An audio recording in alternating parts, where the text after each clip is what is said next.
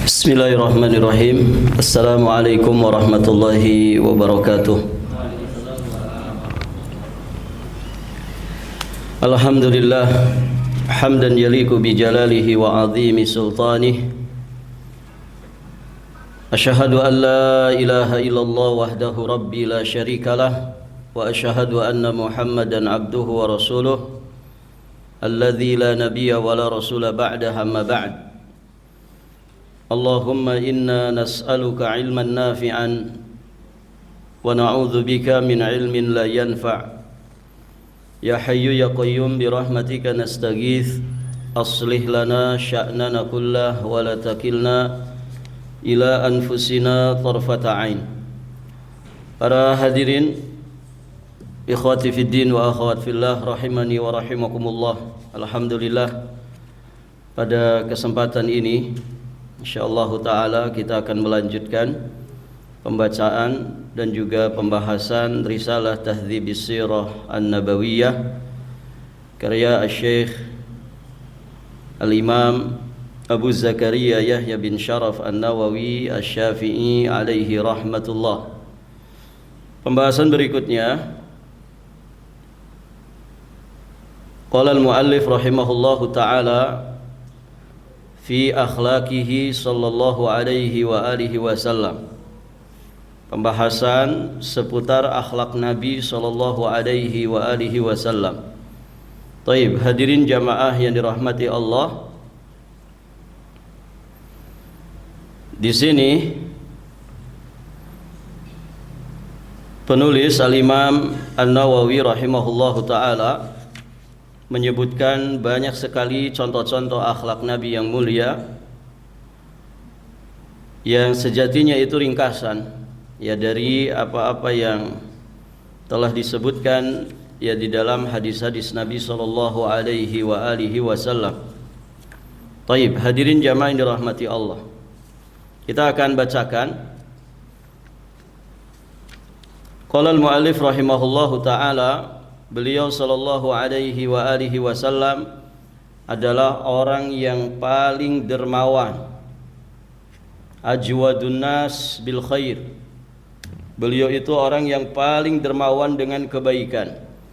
Wa ajwadu ma yakun fi Ramadan. Dan lebih dermawan lagi beliau saat berada di bulan Ramadan.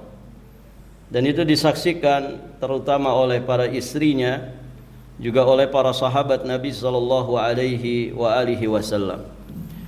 Kemudian beliau juga adalah orang yang paling bagus fisiknya dan juga akhlaknya. Jadi kesempurnaan yang Allah anugerahkan kepada Nabi ini mencakup zahiran wa batinan. Mencakup kesempurnaan lahiriah juga kesempurnaan batiniyah. Jadi jasmani dan rohaninya Nabi itu ada di puncak kesempurnaannya. Taib, hadirin jamaah yang dirahmati Allah. Akhlaknya juga adalah akhlak yang paling bagus. Paling lembut telapak tangannya, paling harum aroma badannya, paling sempurna akalnya, paling bagus muamalahnya, paling berani, paling tahu tentang Allah, paling takut kepada Allah. Beliau tidak marah untuk dirinya dan tidak balas dendam untuk dirinya.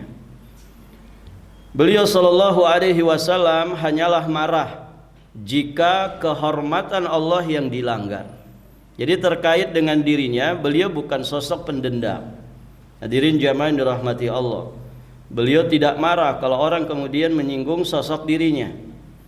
Tapi kalau kemudian yang dilanggar itu adalah kehormatan Allah, kemuliaan Allah dan kebesarannya, maka beliau marah karena Allah. Taib, hadirin jamaah yang dirahmati Allah. Jadi ketika itulah beliau marah dan tidak ada sesuatu pun yang dapat menghentikan amarahnya hingga beliau dapat membela kebenaran. Jika beliau marah, maka beliau sallallahu alaihi wasallam berpaling. Masya Allah, hadirin jamaah yang dirahmati Allah. Ini petunjuk dari Nabi ya, ketika orang itu ingin meredam kemarahannya. Maka salah satu di antara petunjuknya, tinggalkan tempat kita ya saat kita marah itu. Jadi kalau kita marah misalkan di dalam rumah, hadirin jamaah yang dirahmati Allah, tinggalkan rumah itu. Atau berpindah. Kalau di kamar marahnya, marahin istri misalkan. Nah, daripada keterusan berbahaya, pindah. Pindah kemana ikhwan? Ke ruang tamu. Masih marah juga, pindah lagi ke dapur, bikin kopi, begitu kan? Barakallahu fiikum. Masih marah juga, keluar dari rumah. Ya, saya punya teman, masya Allah, kalau sedang marahan sama istrinya, beliau itu larinya ke masjid. Dan itu kebiasaannya. Nah ini bagus kan? Kalau orang ketika marah sama istrinya, bermasalah sama istrinya di rumah, maka supaya dia bisa meredam kemarahannya, dia pergi ke masjid. Bagus tidak? Bagus. Karena ada orang yang dia sedang bermasalah sama istrinya, malah masuk ke rumah janda, kan begitu. Nah, ini yang masalah. Jadi pergi, tinggalkan tempat itu ya, menuju ke tempat yang lebih baik. Dan masjid itu tempat paling baik di muka bumi ini. Khairu biqa'il ar, ya sebaik-baik tempat ya di muka bumi ini ya masjid. Hadirin jamaah yang dirahmati Allah. Jadi beliau begitu, ketika ada sesuatu yang menjadikan beliau marah, ya beliau berpaling ya sehingga tidak meluapkan amarahnya. Berikutnya, akhlak beliau itu adalah Al-Quran. Akhlak beliau itu adalah Al-Quran. Jelas dari hadis Nabi, kana khuluquhu Al-Quran. Akhlaknya Nabi itu adalah Al-Quran. Yang dimaksud adalah keseharian beliau itu, lahir dan batinnya, ucapan lisannya, tingkah laku perbuatannya selalu sesuai dengan tuntunan Al-Quranul Karim.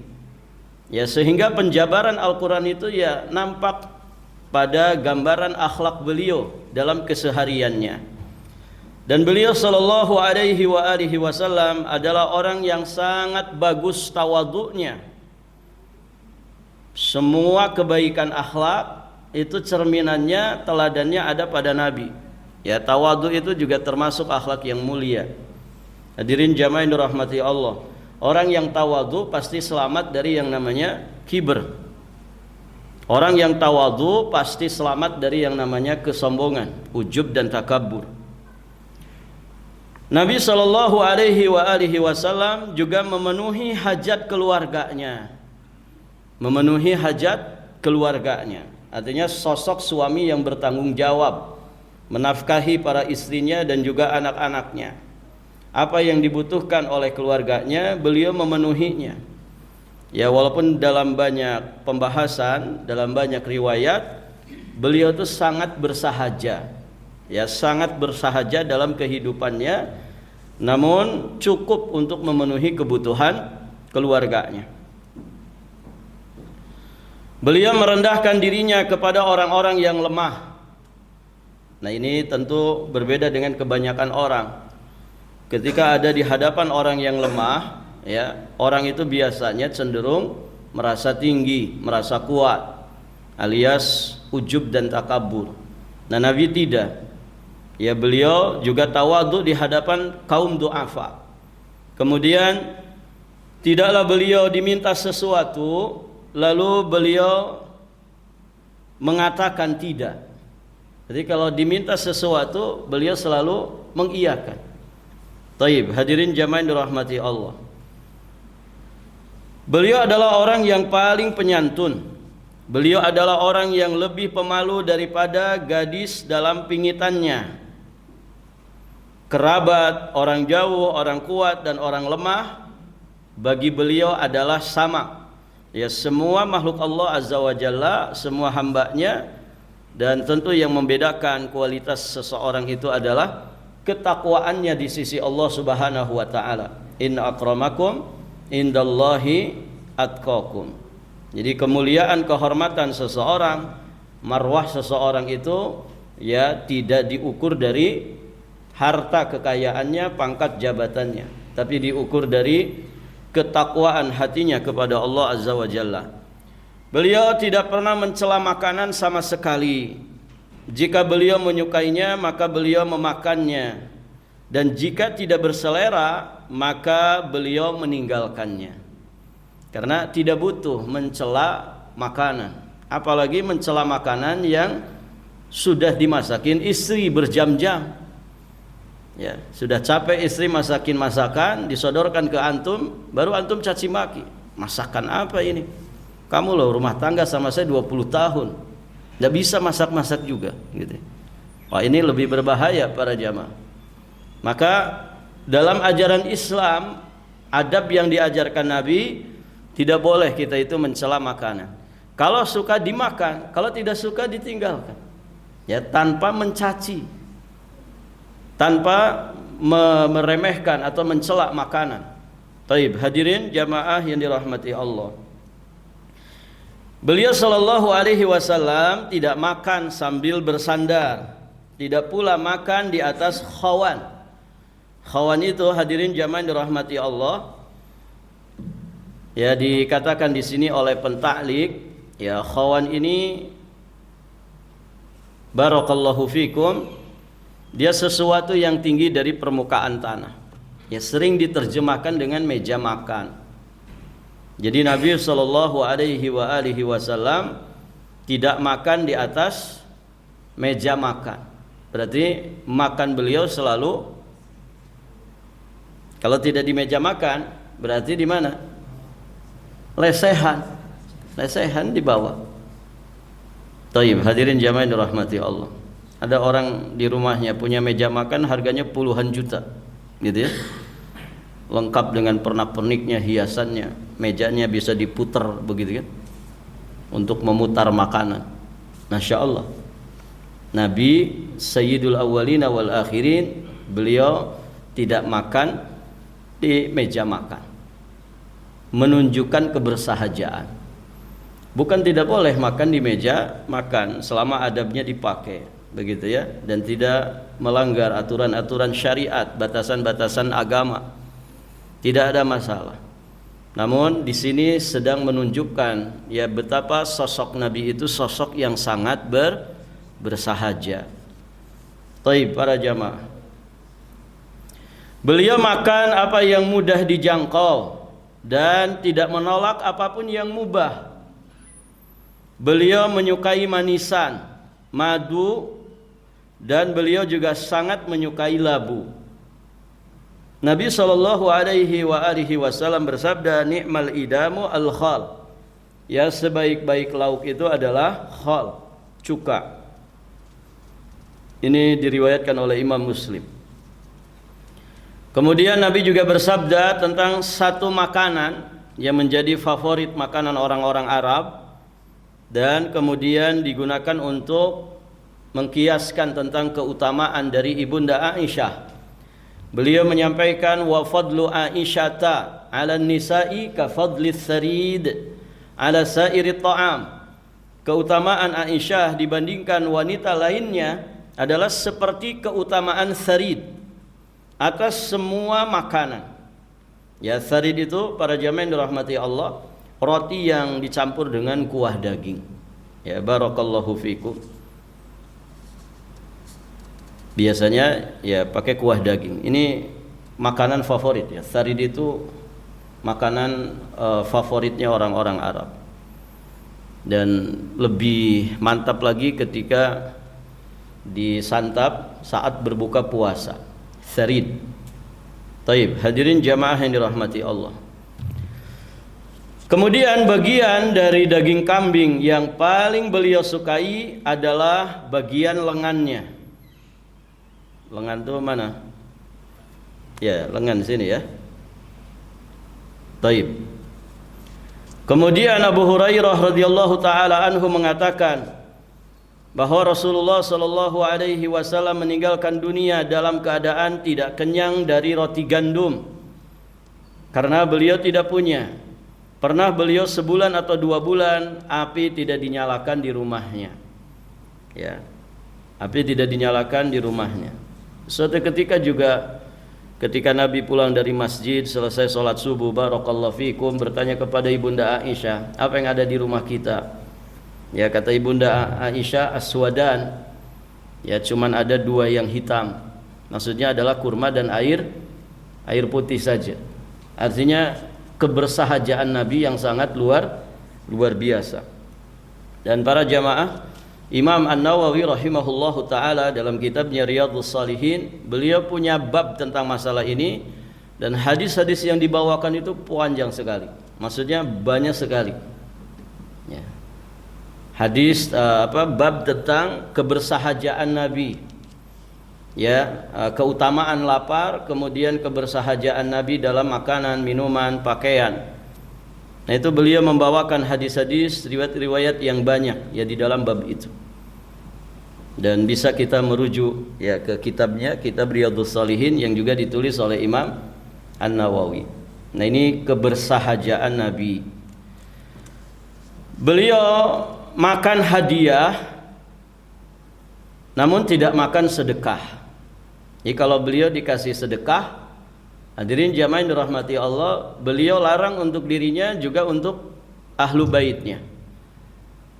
Biasanya kata sahabat yang mulia Abu Hurairah radhiyallahu anhu, di mana sahabat Abu Hurairah termasuk ahli suffah, ya termasuk sahabat yang mendiami suffah. Ya, suffah itu bagian belakang dari Masjid Nabawi. Ya, biasanya ditempatin oleh para musafir, ya, juga oleh para sahabat, muhajirin atau siapapun yang di kota Madinah. Mereka tidak punya harta, tidak punya keluarga, ya, dan mereka tidak punya pekerjaan tetap. Ya, ada sekian ratus sahabat yang pernah mendiami suffah ini, dan terus bergelombang begitu ya, artinya tidak di satu waktu. Dan di satu waktunya sekitar puluhan, ya 70 orangan.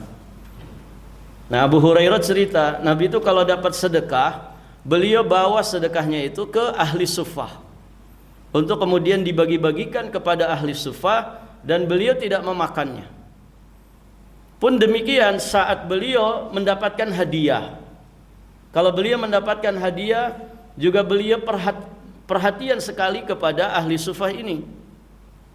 Beliau bawa hadiahnya itu, ya, kemudian sebagiannya dibagikan kepada ahli suffah, dan sebagiannya lagi beliau bawa untuk beliau makan dan juga untuk keluarganya.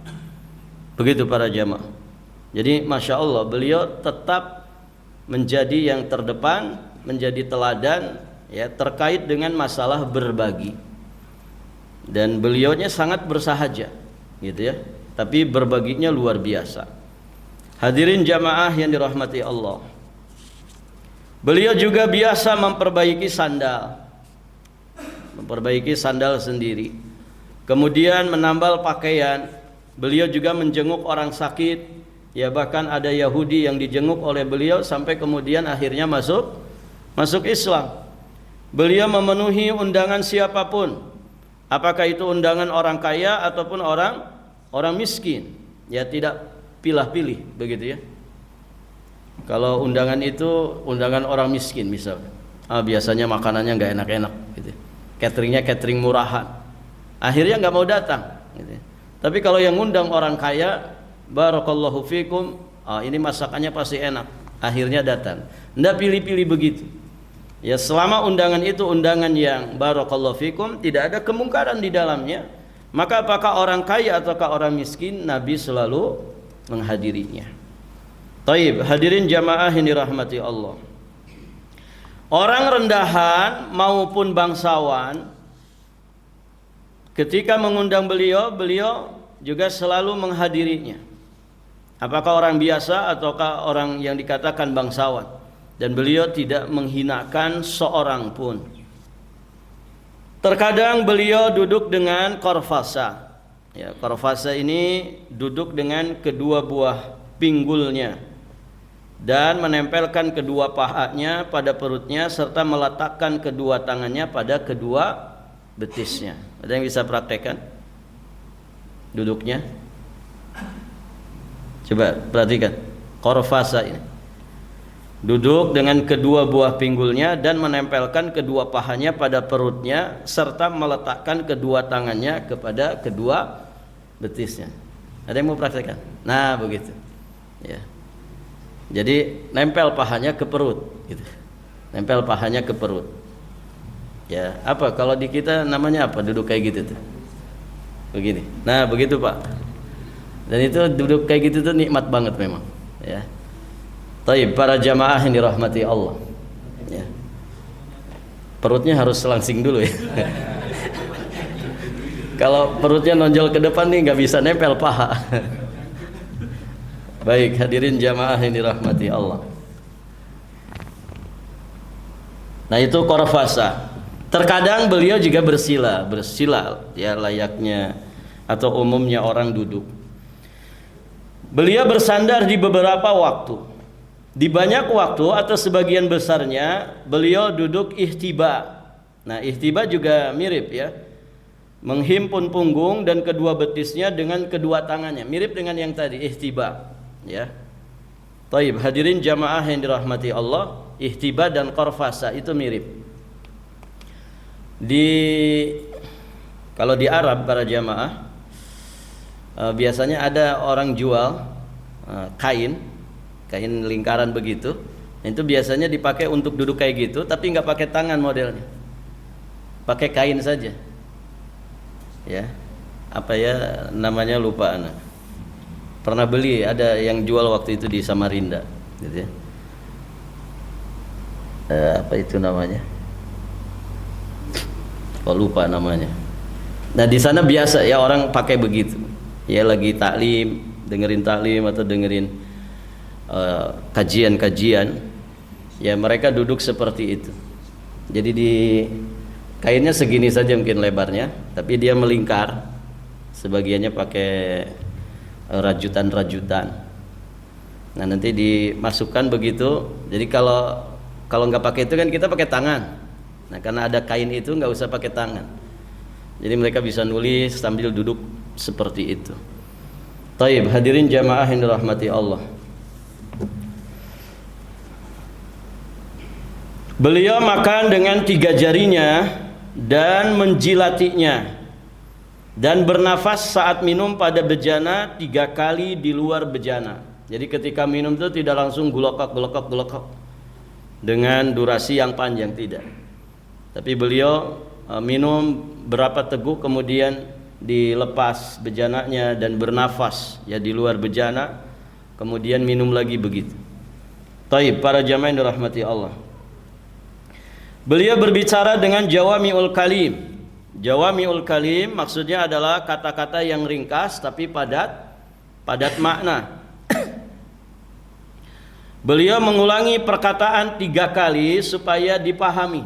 Ya, sering dalam beberapa hadis Nabi, hadirin jamaah dirahmati Allah, beliau mengulangi kalimat itu ya sebanyak 3 kali untuk memberikan penegasan dan supaya orang itu bisa memahami apa yang beliau sampaikan.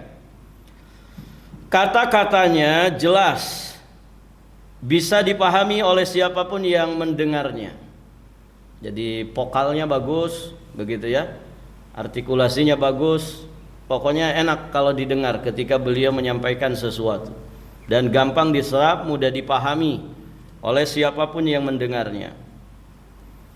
Beliau tidak berbicara tanpa ada keperluan.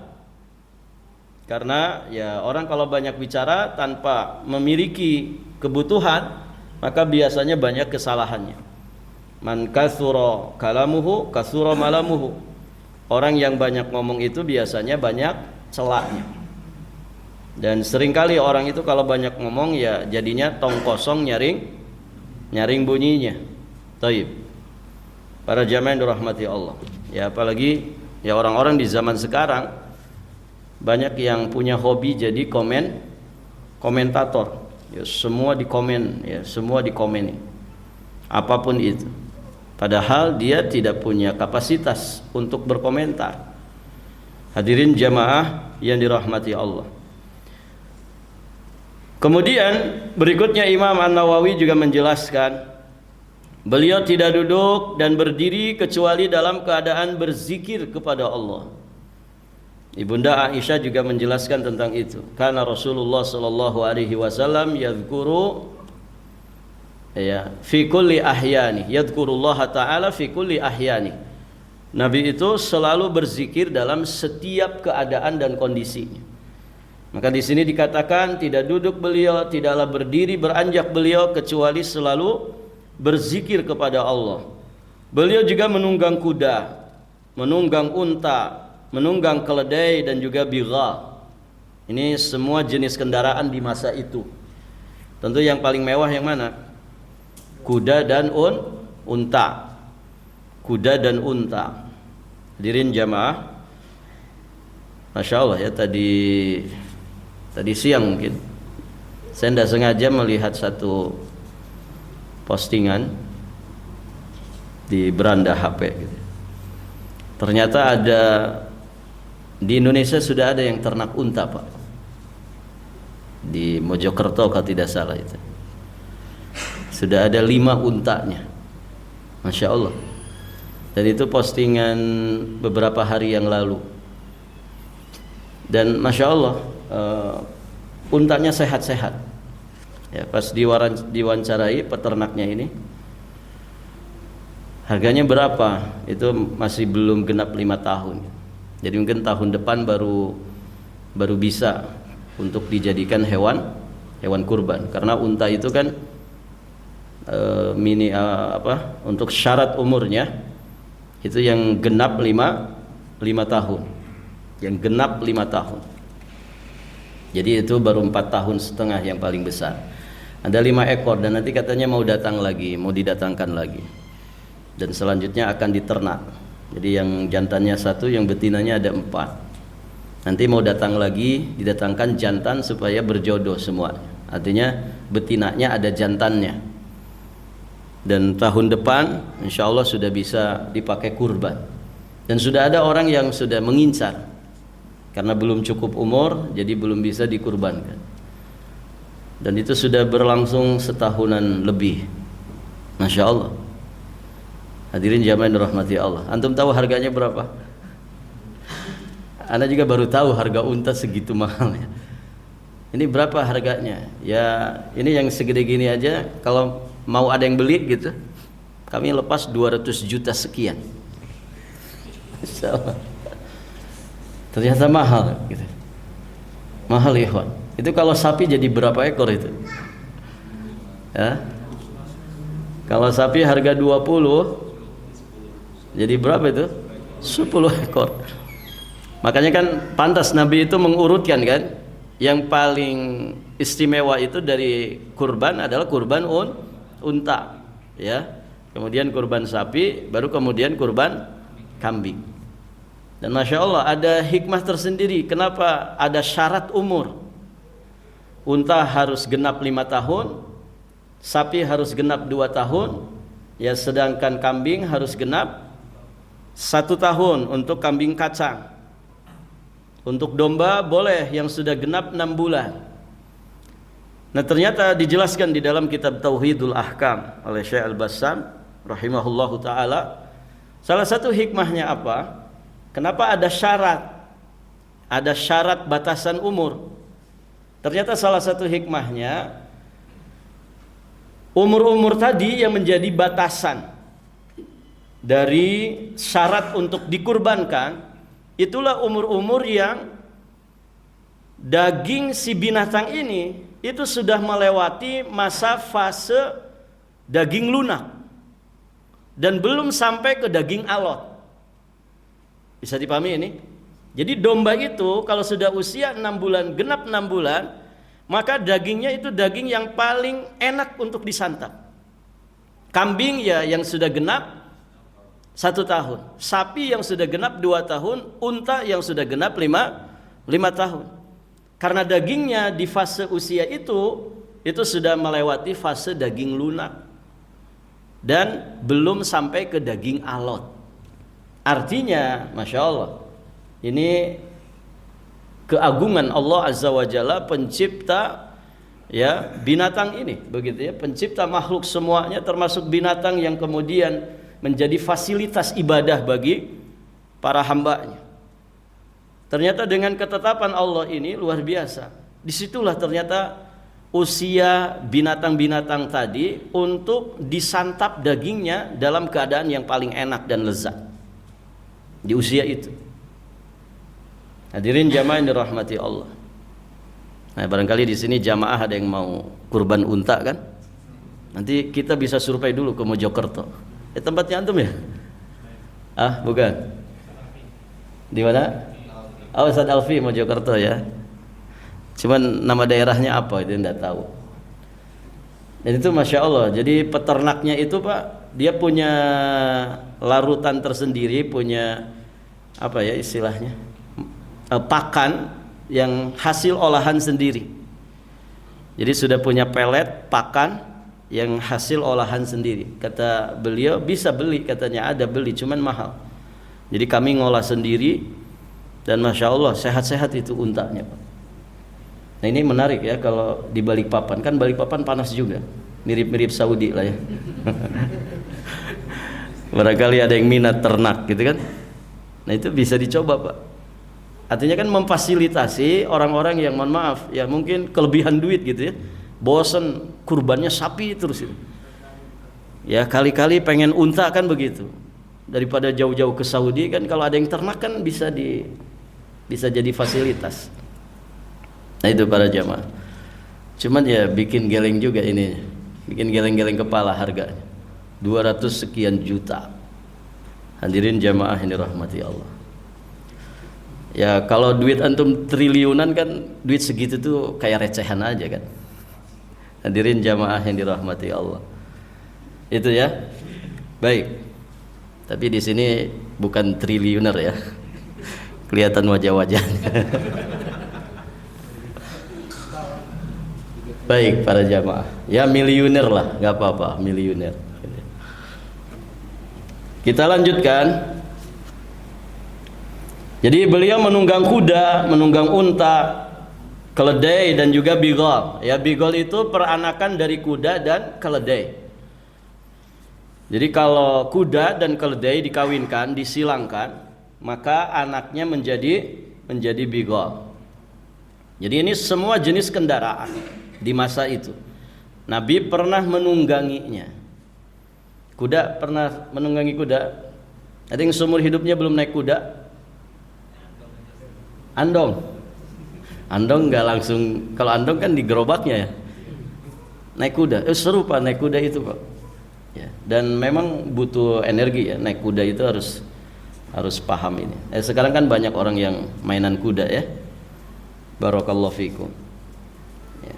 Unta sudah, alhamdulillah saya juga udah, cuman di kebun binatang bukan di Arab sana ya. Taib para jamaah. Nah keledai di kita jarang mungkin ya, apalagi bigol. Taib para jamaah. Ya jamaah kan di sini Garuda saja sudah pada naik kan. Pesawat Garuda ya, kata orang burung besi. Taib para jamaah. Nah itu Nabi ya, beliau menunggang kuda, unta, keledai dan bigol. Beliau membonceng Mu'adz bin Jabal radhiyallahu taala anhu di belakangnya, di atas unta dan juga keledai, serta tidak membiarkan seorang pun berjalan di belakangnya. Artinya supelnya beliau kepada para sahabatnya, mudah bergaul dan bisa mengakrabi siapapun begitu ya. Dan banyak sahabat yang punya pengalaman. Ada kitab tersendiri ditulis oleh sebagian masyayikh ya, sahabat-sahabat yang pernah dibonceng oleh Nabi ya, itu kan punya kesan sendiri ya. Coba antum kalau ada presiden ke sini naik motor, tiba-tiba antum diajak bonceng gitu ya. Kira-kira ada kesan tersendiri nggak? Oh pasti itu. Dan pasti antum selfie begitu. Pak minta waktunya 2 detik aja, pengen selfie ya. Taib. Bagaimana kalau dibonceng oleh Nabi? Kan begitu ya. Kalau dibonceng oleh Nabi, ini kan pengalaman yang terindah yang tidak akan pernah dilupakan. Dan kalau dibonceng Nabi, ya, Kita bersentuhan saja badan kita dengan badan Nabi, pakaian kita dengan pakaian Nabi, kulit kita dengan kulit Nabi, itu keberkahan. Ya, sekedar bergesekan, berkah para jamaah. Hadirin jamaah yang dirahmati Allah. Lebih berkah lagi kalau Nabi memberikan pelajaran. Dan banyak sekali sahabat-sahabat yang pernah dibonceng Nabi dan pasti dapat pelajaran. Mu'ad bin Jabal itu meriwayatkan hadis dan kisahnya saat beliau dibonceng oleh Nabi. Demikian pula Anas bin Malik yang pernah berkhidmat menjadi pembantu Nabi 10 tahun. Ya, termasuk beliau meriwayatkan sekian hadis dari Nabi. Termasuk sosok sahabat yang meriwayatkan sekian hadis dari Nabi SAW karena kebersamaannya 10 tahun itu. Ya. Sahabat Ibnu Abbas, ya, hadirin jamaah yang dirahmati Allah, ya, juga pernah sholat malam bersama Nabi, yang juga akhirnya menceritakan bagaimana Nabi sholat malam, ya, dan juga sahabat-sahabat yang lain, Abdullah bin Umar, ya, banyak sekali, dan itu menjadi kesan yang luar biasa bagi mereka. Hadirin jamaah yang dirahmati Allah, kita lanjut. Beliau mengikat perutnya dengan batu karena lapar. Ada yang pernah begini, Pak? Ganjel perut dengan batu karena lapar. Kalau kita ganjel perut itu kan apa, ikhwan? Istilah ganjel perut itu apa? Ikhwan, ganjel perut dulu nah. Apa? Roti besar gitu. Untuk 3 gitu kan. Namanya ganjel perut. Gitu ya. Dan anehnya kalau ditawarin makan, ditanya udah makan belum? Belum. Padahal untuk sudah 3 gitu. Tapi para jamaah. Jadi beliau pernah mengganjal perutnya, ya, supaya tertekan lambungnya sehingga barakallahu fikum bisa lebih menahan rasa lapar yang beliau derita. Menunjukkan kebersahajaan. Dan Imam Nawawi dalam kitab Riyadhus Shalihin itu memberi judulnya keutamaan rasa lapar, gitu ya. Masya Allah para jamaah. Beliau Shallallahu Alaihi Wasallam dan keluarganya menjalani malam-malam dalam keadaan lapar. Tempat tidurnya terbuat dari kulit, bantalnya dari sabut. Ya, kulit di saat itu mungkin biasa gitu ya. Tapi kalau di kita sekarang kalau spring bed antum dari kulit yang lembut, ya itu mahal gitu kan. Tapi saat itu ya tentu sesuatu yang biasa sekali dan sederhana sekali. Bantalnya juga dari sabut. Beliau mempersedikit harta benda duniawi seluruhnya. Padahal Allah telah memberikan kepada beliau kunci-kunci pembendaharaan dunia seluruhnya. Artinya kalau beliau ingin mendapatkan semua fasilitas, kemudahan dan kemewahan dunia, mudah beliau dapatkan. Ya, mudah beliau dapatkan. Dan pemimpin itu kan identik dengan apa, ikhwan? Fasilitas kan? Pemimpin itu identik dengan fasilitas, dengan kemewahan, dengan keberlimpahan, gitu ya. Bisa dikatakan nyaris, ya, bisa dikatakan jarang sekali seorang pemimpin, apalagi pemimpin satu bangsa yang besar, yang kemudian dia itu dari kalangan fuqara masakin. Jarang sekali. Ya. Pemimpin di masa ini ya tentu identik dengan semua fasilitas, semua kemewahan dan keberlimpahan. Nah, Nabi ya menjadi teladan nih bagi para pemimpin supaya jangan kebablasan. Kenapa? Karena potensi untuk bermewah-mewah bagi para pemimpin itu mudah. Artinya sesuatu yang mudah, jalannya terbuka, pintunya terbuka lebar. Tapi beliau memberikan teladan ya supaya tidak kebablasan. Bukan tidak boleh kita menggunakan fasilitas yang dibolehkan, tapi hati-hati ya, hati-hati barakallahu fikum ya, karena hal itu bisa menjadikan orang itu terlena dengan dunianya dan lupa kepada kehidupan akhirat. Kemudian para jamaah, beliau menolak mengambilnya dan memilih akhirat daripada dunia. Menolak mengambil semua kemewahan dunia dan beliau lebih memilih akhirat daripada dunia. Karena itulah hakikat kemewahan sejatinya.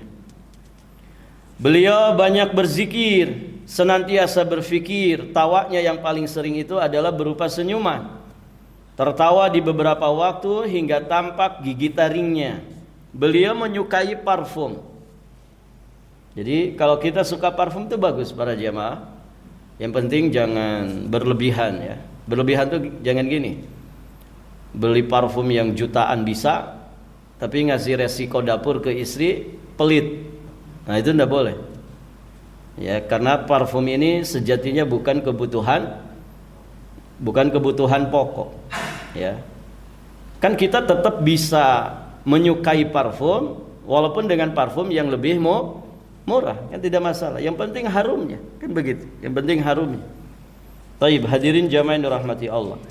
Beliau tidak menyukai bau yang tidak sedap. Beliau bercanda dan tidak mengatakan kecuali kebenaran. Jadi kalaupun bercanda, bercandanya bukan candaan yang bohong, bukan candaan yang dusta. Beliau tidaklah mengatakan kecuali kebenaran dan menerima alasan orang yang menyampaikan alasan kepada beliau. Jadi ketika ada orang beruzur, maka beliau terima uzurnya selama uzur itu memang ya hal yang tidak berseberangan dengan syariat. Taib, hadirin jamaah yang dirahmati Allah. Tadinya pengen selesai ini bab ini, tapi ternyata tidak selesai. Kita lanjutkan insyaallah taala di kesempatan berikutnya. Tolong kasih tanda ya.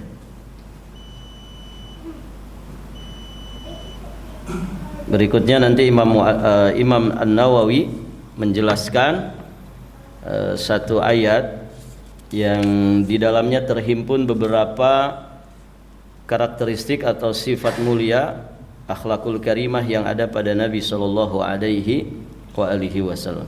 Baik para jamaah, ini kita lanjutkan insyaallah taala di kesempatan berikutnya biidznillah. Kita cukupkan dan kita akhiri dengan doa kafaratul majlis.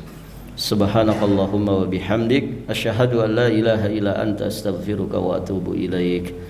Wassalamu alaikum warahmatullahi wabarakatuh.